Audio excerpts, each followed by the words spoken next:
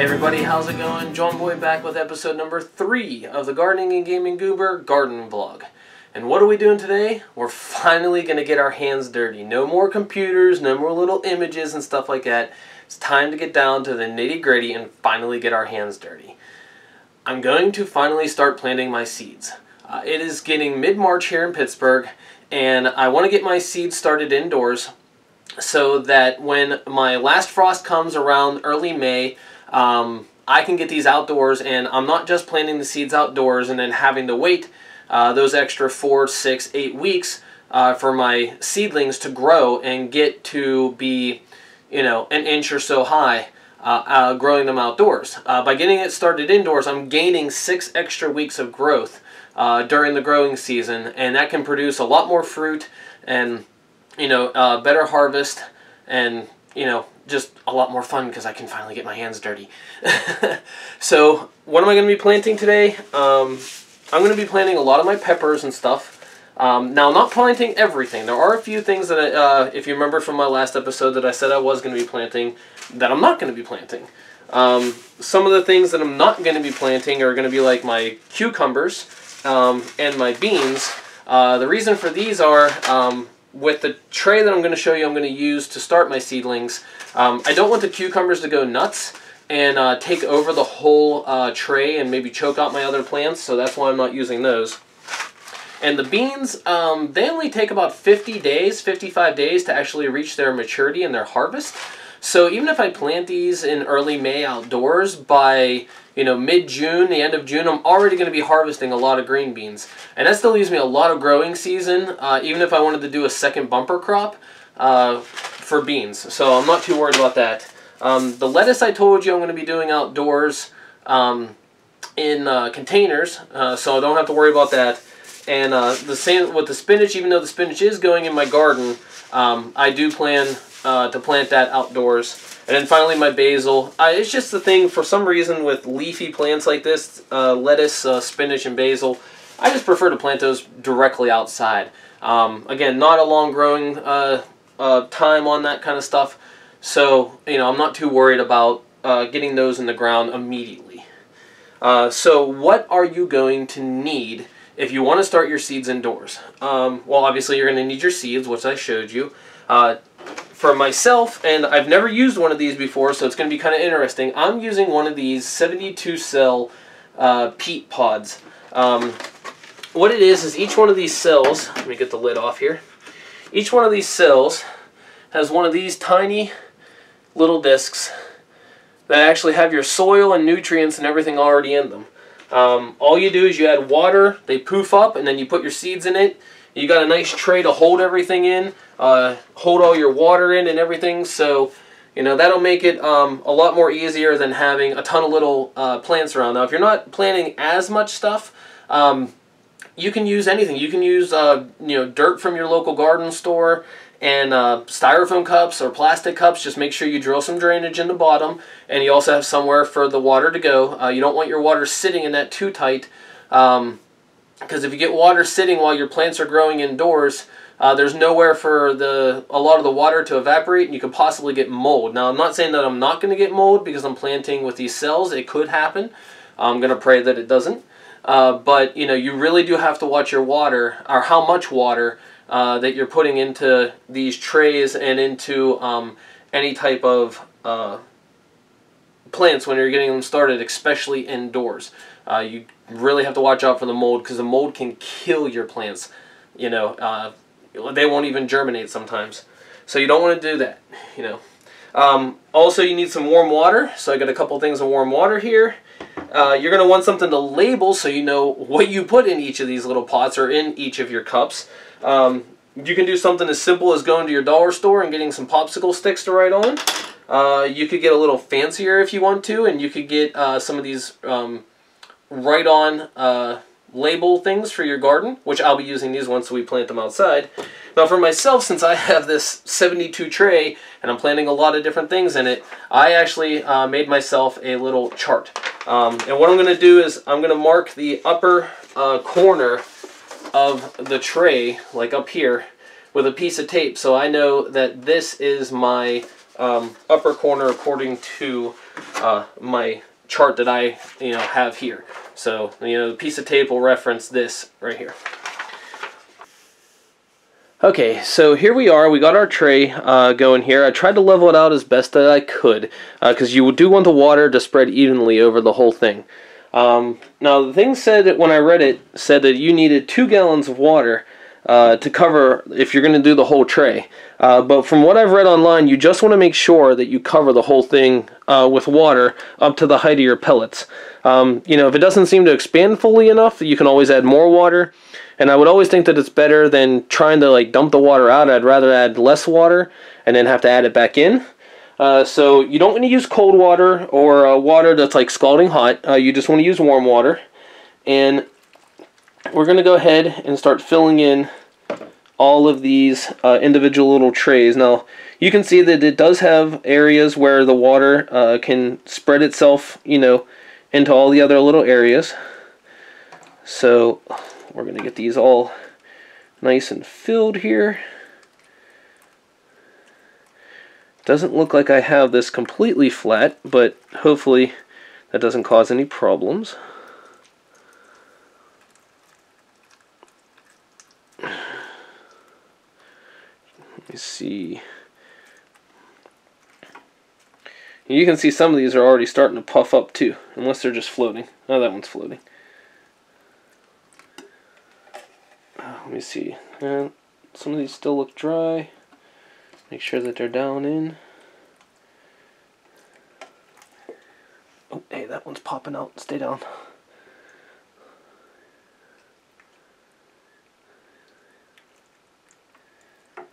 Okay. Well, I know that wasn't 2 gallons of water.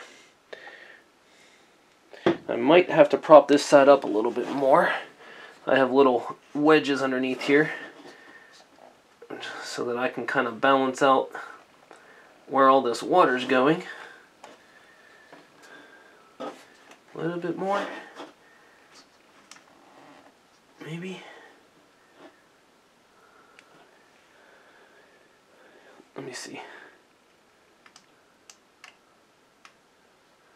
Maybe I need a bigger wedge. Anyways, I'm going to let this go. I'm going to fast forward this through here, do a little time lapse, so you can see how these will puff up, because each of these discs are going to puff to about 3 times their original size from when we started. So let's just go ahead and hit that fast forward.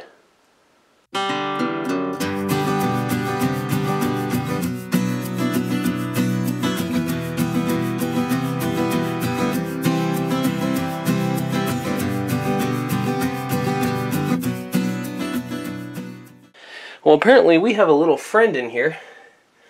I gotta find where he went. There he is.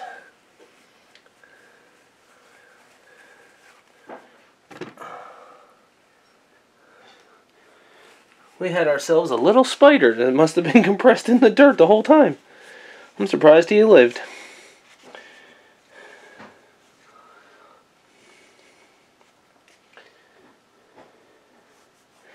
Now, as you may have seen, I did add a little bit more water each of the time, because as long as these are still sucking up the water, you want to keep adding it.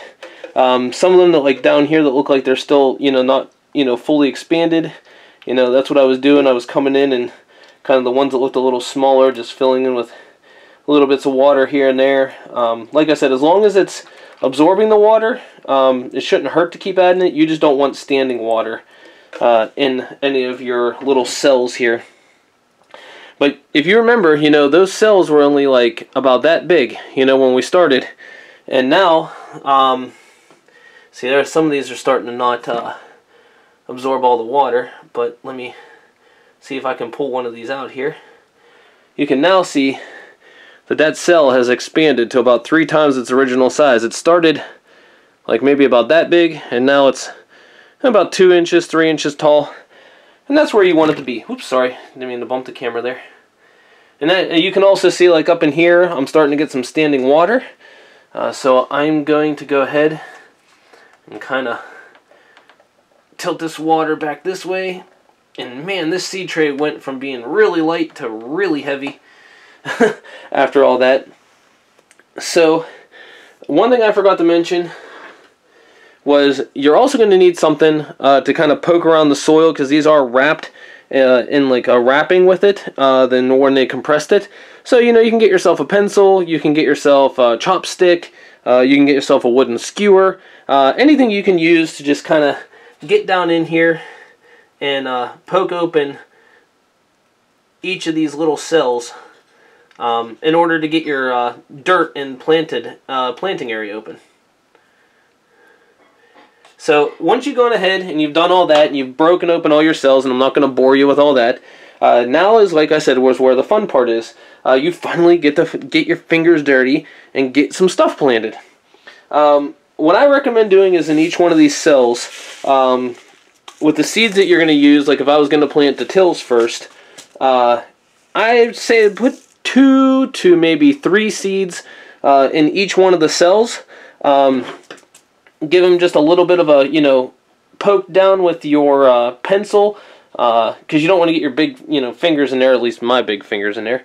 But poke it down with a pencil and then kind of cover it back over with some of the dirt so that it's down there, you know, covered maybe by, you know, 1/4 inch to 1/2 inch. So if we start up in the top here, I know my top corner, and let me get my tape out like I said I was going to do before I forget. And I'm going to put, like I said, this piece of tape right here so that I know that that's my upper corner, and this is where I'm starting my red 7s. Let me slide that down a little bit. So, like I said, I'm going to open up my little wrapping here a little further. I'm going to get a little bit of an opening here in the middle.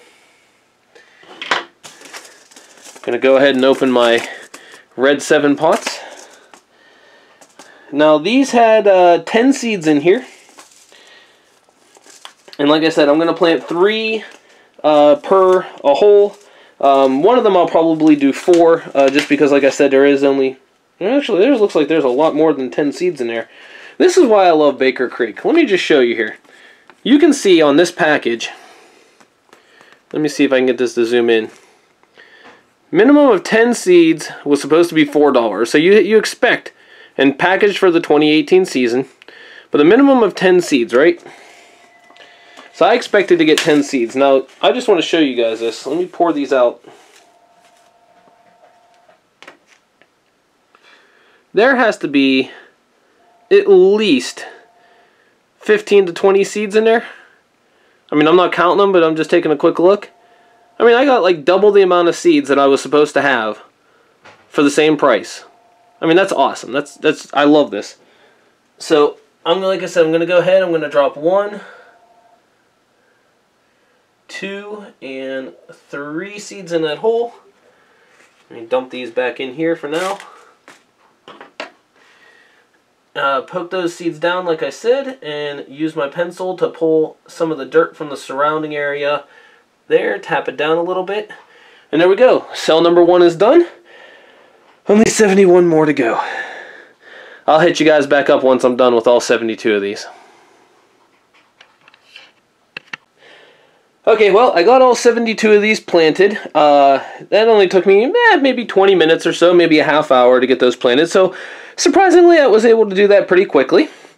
What I'll do next is, there's a seed tray lid that you get with it. I'm sorry I'm not showing it the best of the way. It's kind of getting some reflection from the light. But what you're going to want to do is you're going to want to go ahead and plop that on top of your seed tray now. Now, if you don't have a seed tray or you started in cups, that's fine. You don't have to do this step. But what you do need to do is make sure that you have a darker, warm place that you can put these. A place that I suggest is either on top of your refrigerator in your kitchen, or maybe like down in your washroom where your dryer is, as long as it's not outdoors where it's cold. If it's indoors where it's warm, just set it right on top of your dryer. Your plants will actually love that because they'll get the heat from underneath the tray. Again, the reason that I pick the refrigerator in my case is my refrigerator has a cabinet over the top, so it's dark. We get a lot of warm airflow from the back of the refrigerator over the back and up to over the top. So, you know, that's good for me. What you do need to keep an eye on every, check it every couple of maybe once in the morning, once in the evening. But as you can see, it's got like a nice dark color to the soil. The lightness that you're seeing is actually the wrapping, but if you look at the soil itself, you got a nice dark color in the soil. You want to make sure that that stays, you know, moist and dark. If you start to see a light brown color, that's when you want to add water. You know, like I said, you really do not want to overwater these, so make sure that these are, you know, if you start to see them getting a little bit of a lighter brown color to them, go ahead and add more water to them. Okay, so what you're going to do then is start looking for little seeds and little pieces of green to sprout. When a few of them do start to sprout, a majority of yours start to sprout. If you're using a seed tray, when you have the lid on, just give it a little bit of a prop like that, just to let some better airflow get through, because those plants are going to start needing their oxygen, or oxygen, not carbon dioxide, that's in the air to start growing. And when all of them sprout completely across, you can go ahead and take your lid off. If you have a nice warm sunny window, go ahead and put that then in front of your sunny window. Unfortunately, in my case, I really don't have a window big enough to fit a tray this size, so I will be actually using a grow light. Okay, now I'm not sure how fast these are gonna sprout and start to see a few little leaves with the different types of plants that I planted, since I do have like 7 or 8, maybe 9 different varieties in here. So what I'm going to do is I'm going to go ahead and get these started, and one of two things is going to happen. Either right now we're going to cut to the seedlings already being grown. It's been a couple days, they've all sprouted and everything, and I need to get these started underneath of a grow light. Like I said, I don't have a place that I can put these in direct sunlight to get the warmth that they're going to need and the sunlight they're going to need. Being in Pittsburgh and the middle of March, it's quite cold. Like I said, I keep repeating that, I know, but you know, I really want to focus on the cold weather growing. People who are in cold, you know, northern United States, or maybe where you're at, it's a little cold, how to grow and start your seeds.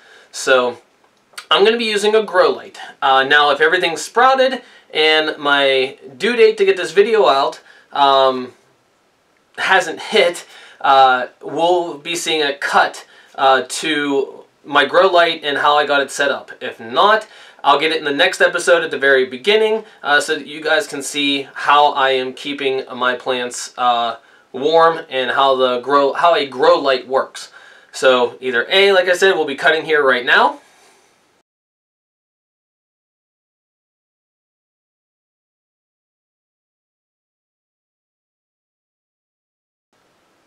And if you're still with me, that means that I didn't get these things growing fast enough. And I do want to thank you all for watching another episode. I'm really excited for this season. I love getting my hands dirty. I'm glad to see that. And this is where the fun begins. So I hope that you'll come back for the next episode. If you liked the video, hit that like button. If you really liked the video, subscribe to my channel for more videos like this. And if you have any questions or comments, please leave them in the comment field below. I love answering questions and I love seeing your comments, and I'll do what I can to reply to each and every comment that's left. I thank you all for watching. Have yourselves a wonderful day.